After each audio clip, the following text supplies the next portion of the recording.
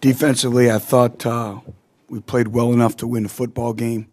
Thought our players flew around. But at the end of the day, you got to score touchdowns in the red zone, and you can't turn the football over. And that's pretty much the storyline is, again, I say it, learning how to win, close games out. Defense does a great job of giving us field position. I thought the first half they kept us in the game, particularly we were way behind in the field position game. So I thought they did a great job that way. It's great to see Aaron Medley step up, make 3 field goals. But at the end of the day, I've said it, we have to control the controllables and the things we can control, and we didn't do that. We turned the football over.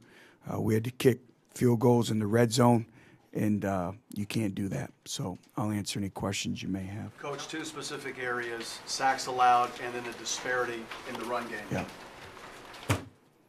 You know, we just got to keep getting better. We are who we are. We have who we have. And I love them. They're very prideful. I'm not going to make any excuses. We didn't get it done. Case closed. We got to get in the weight room. We got to become stronger, you know, but they're fighting, they're scratching, they're clawing.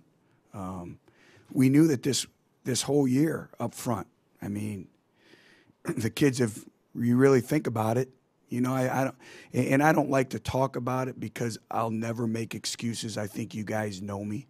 But these are 17-year-old kids that were playing high school football last year on the right side of the offensive line.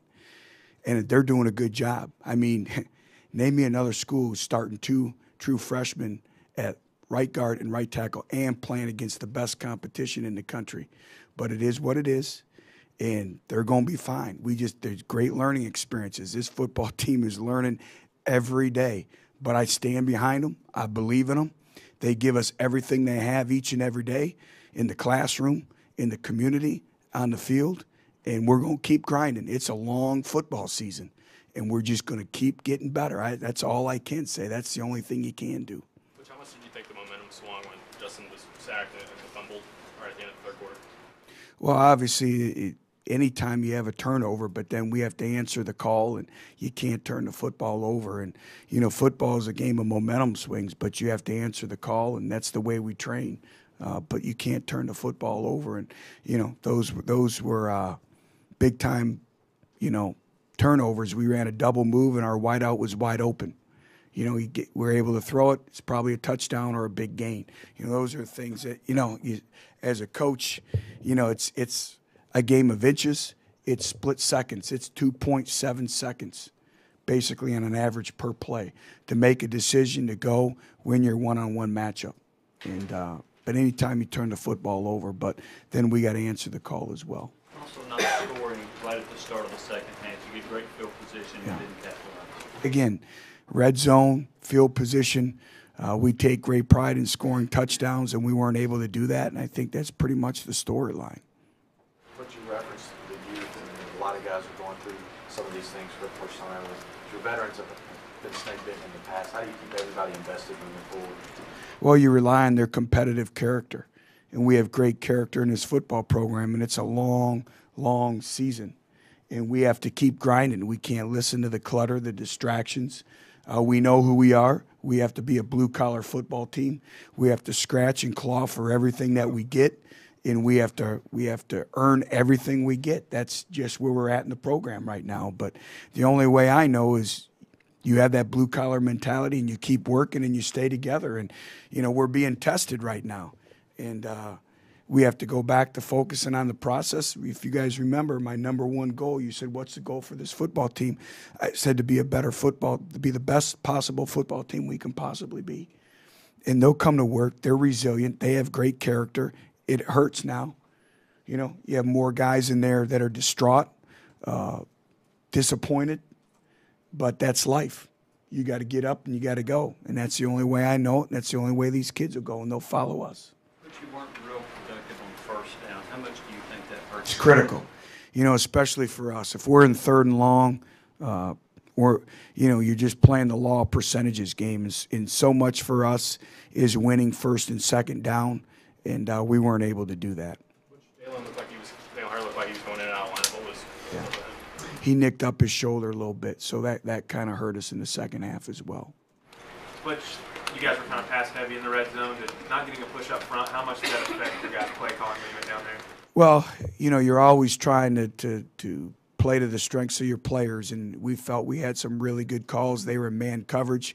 We had all of our man beaters. We knew what they were going to be in, and we just didn't execute. Football, no matter what you do schematically, football comes down to one-on-one matchups. That's football. And, again, we didn't execute there. Coach, I know you I know you didn't know exactly until you see the film, but missed tackles seemed like they kind of piled up in the fourth quarter. You think that was fatigue? Well, I think it was a combination of a lot of things. I think it wasn't fatigue. Just wrapping your arms, around the ball carrier. It was different individuals, but defensively, we played well enough to win. You're shutting them out at 3. Do you think it changed gears when Harris came in? I know you Not really. We've seen it all year. We've practiced it. We just got to get the ball down. And so much with a running quarterback, though, when you do have someone back there, you're a gap short, or you have to be gap sound in terms of discipline and holding your point. And there's a couple times they out-leveraged us, and that hurt us. But, again, overall, you hold a football team in this conference to 232 yards of total offense, 76 yards passing. You should come away with a victory, and we weren't able to do that. Which do you think for the most part the receivers had trouble getting open? There was times we didn't beat man-to-man coverage, and everyone wants to point to the offensive line, but it's a team game. It's never one single person's, mistake. There's one time we're in coverage and we're in the cover 2. We have the perfect coverage called, and our corner doesn't come off on the flat route, and they get a valuable first down. Those are all teaching lessons, teaching points. But you win football games by playing complementary football. Offense, defense, and special teams working together as one. And, still, we did turn Cam's interception into points. But, again, at the end of the day, you score touchdowns in the red zone. It's completely different. The flavor of the game changes. They're throwing the ball more than they are running the ball. You always talk about controlling the controllables. I guess the pre-snap penalties early, especially when it seemed like you had them confused with the Wildcat stuff. How big were those? Those are big. Anytime you have mental penalties or negative yardage plays, that adversely affects you. And, again, we're not good enough right now to overcome 1st and 15. We can't do it 2nd and 15. And, again, those are mental errors which we cannot have. And it comes from a communicative standpoint. Anything else, guys? Okay, thank you. The other thing I'd like to, and I know everyone hurts. I know Vol Nation hurts. But I do want to say thank you for the fans. The fan initiative with Checkerboard Kneeling was outstanding. I think it was a great illustration around the country. Just keep your patience, please. We're going to be all right. I told you this. It's like raising your children. We're raising a football program, and I'm as impatient as anyone. I'm angered. I'm upset, but I'm not discouraged because I see the progress every day, and you guys need to hang in there. We're in it together.